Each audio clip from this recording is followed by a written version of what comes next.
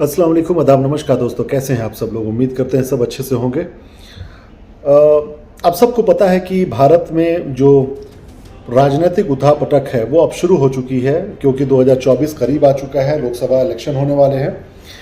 और साथ ही साथ इंडिया जो गठबंधन बनी है राहुल गांधी जी के नेतृत्व में, खड़गे जी के नेतृत्व में, कांग्रेस की एक बहुत अच्छी पहल है जो सबको एक साथ लेकर चलने की बात जो शुरू से है वो देखने को मिल रही है।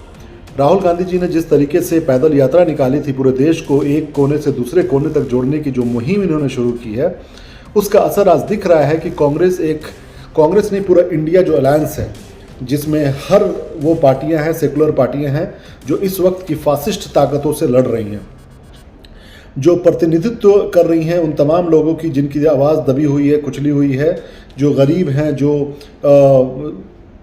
जो मतलब कमज़ोर वर्ग हैं, उनकी आवाज़ बनी हुई है इंडिया जो अलायंस है। लेकिन मेरा एक सवाल आज एक है, मैं इसी इंडिया अलायंस से एक सवाल करना चाहता हूं कि कुछ पार्टियां और भी हैं जो इस देश के बहुत सारे लोगों की आवाज़ हैं, हम उनको साथ में लाने की कोशिश क्यों नहीं कर रहे हैं? अगर कोशिश की गई है तो फेल कहाँ हो जा रहे हैं?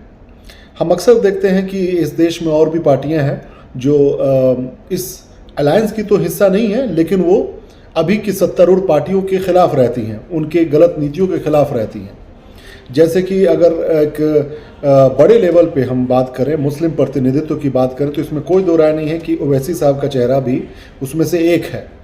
तो MIM जैसी पार्टी जिनके साथ कई लोग जुड़े हैं, देश के हर हिस्से से लगभग लोग जुड़े हुए हैं, उनको साथ में क्यों नहीं जोड़ा जा रहा है?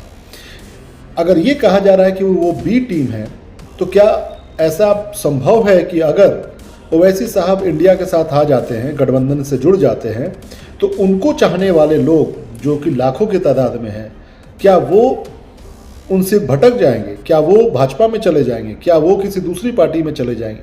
नहीं होगा ऐसा।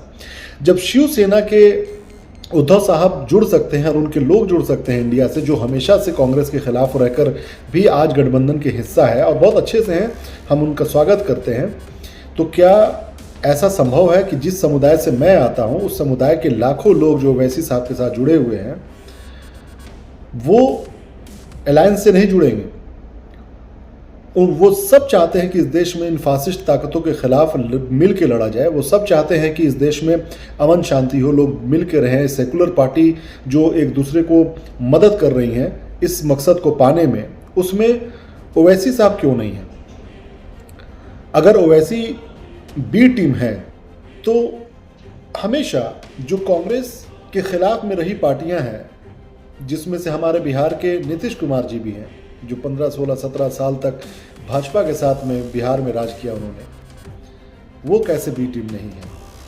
मैं वकालत नहीं कर रहा हूँ किसी भी पार्टी का, मैं राहुल गांधी जी के साथ जुड़ा हूँ, राहुल गांधी जी के साथ रहूँगा। इनके जैसा यंग बेहतरीन लीडर कहीं नहीं है और मैं हमेशा इनके साथ रहूँगा, इसमें कोई दो राय नहीं है।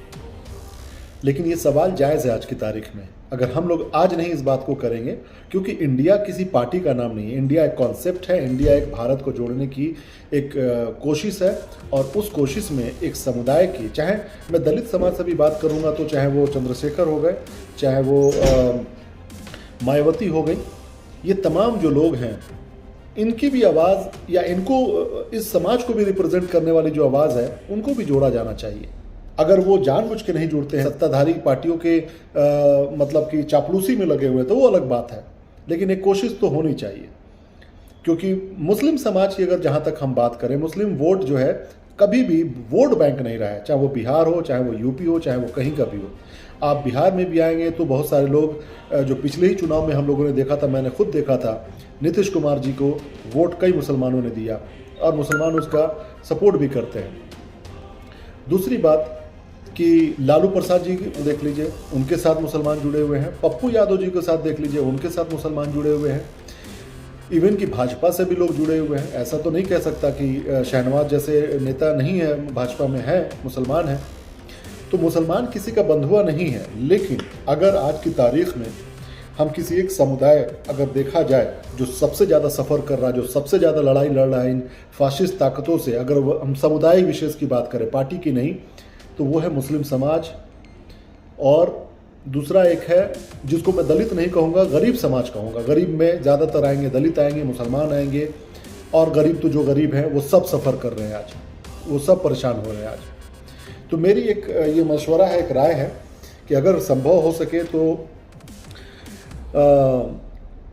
ओवैसी साहब को भी MIM जो पार्टी है उनकी, इस भारत से जुड़े, इस इंडिया से जुड़े, और जो फासिस्ट ताकतें हैं उनके खिलाफ में मिल के लड़ाई लड़ें।